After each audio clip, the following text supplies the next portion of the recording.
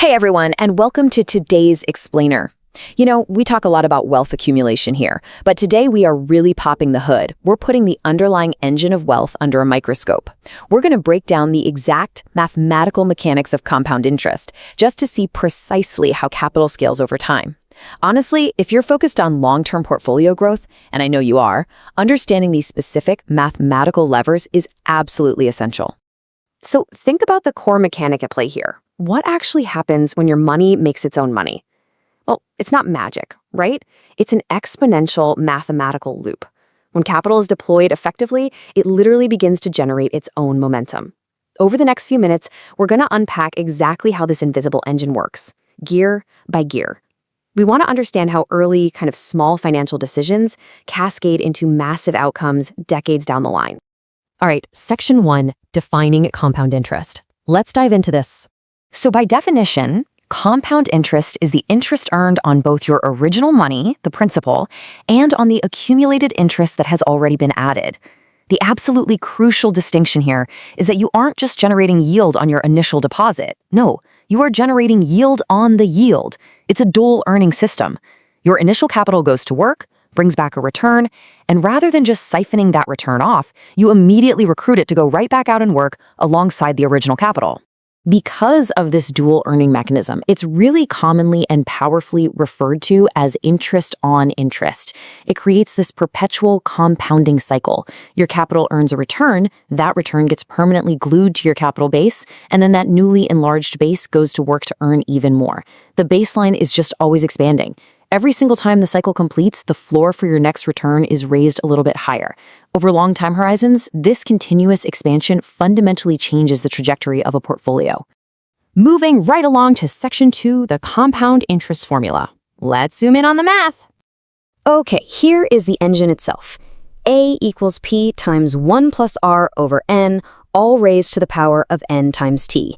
Now, A is your final amount and P is your starting principal. But you know what? The true power of this equation actually lies right there in the superscript. Notice that T, which is time, and N, the compounding frequency, are exponents. This isn't just a basic multiplier, it's an exponential curve. That is the exact mathematical reason wealth snowballs.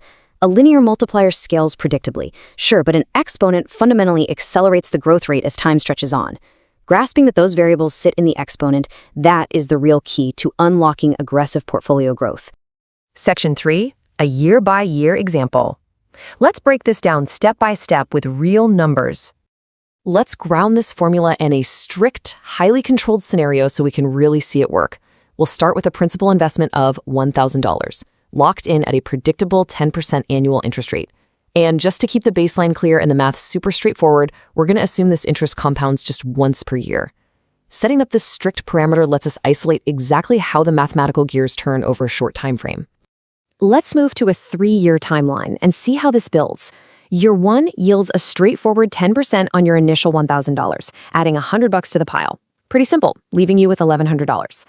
But year 2 is where the exponential shift kicks in. Now, you earn 10% on that new $1,100 balance, which generates $110. So now you're at $1,210.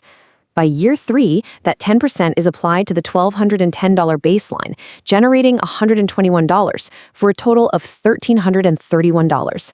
The critical takeaway here isn't merely that your total balance is growing. The really vital insight is that the actual volume of interest generated is accelerating every single year. The engine is producing more output with every single revolution, and you haven't put in a single extra dollar. Section 4, compound versus simple interest. Let's set up a little rivalry here. Let's isolate the mechanics side by side because it truly highlights why this matters so much. Simple interest only ever pays out on the original principal. So that's a flat, stagnant $100 every year, leaving you with exactly $1,300 after 3 years. Compounding, as we just saw, leaves you with $1,331. Now, I know what you're thinking. $31 might seem like a rounding error on a micro scale, but remember, this is only after 36 months on a tiny starting base. More importantly, it represents a 31% increase in the total interest yield generated, produced purely by the mechanics of the formula. It really exposes the structural inefficiency of simple interest over time. What's really interesting here is tracking this divergence side by side. It reveals the structural flaw of simple interest. It's entirely linear. It just provides an identical fixed step up every single year. The compounding side, however, is building a curve. As the years progress, the longer you let that compounding mechanic run, the more aggressively that curve pulls away from the linear baseline. Initially, yeah, the paths look similar, but the exponential nature of compounding guarantees a massive separation as the timeline extends. It's a real snowball effect happening in real time. Let's zoom out a bit. Section 5, maximizing your growth. Our previous example used an annual compound, but let's be real, the market rarely moves that slowly. Compounding can occur daily, monthly, or quarterly. And the golden rule derived from our source data is simple. Higher frequency equals higher yield. A daily compound fundamentally outpaces an annual one because you are drastically increasing the velocity of that interest-on-interest cycle. You're finalizing the bonding of the return to the principal much, much faster. That means the newly expanded baseline gets to work earning the next round of interest almost immediately. And this brings us to the ultimate strategic takeaway. Maximizing your financial outcomes relies entirely on manipulating those two key variables we saw isolated in the formula's exponents earlier, frequency and time.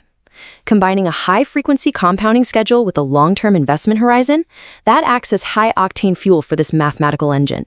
The earlier you optimize for these two specific variables, the steeper your exponential growth curve becomes. It's a literal game-changer for your money.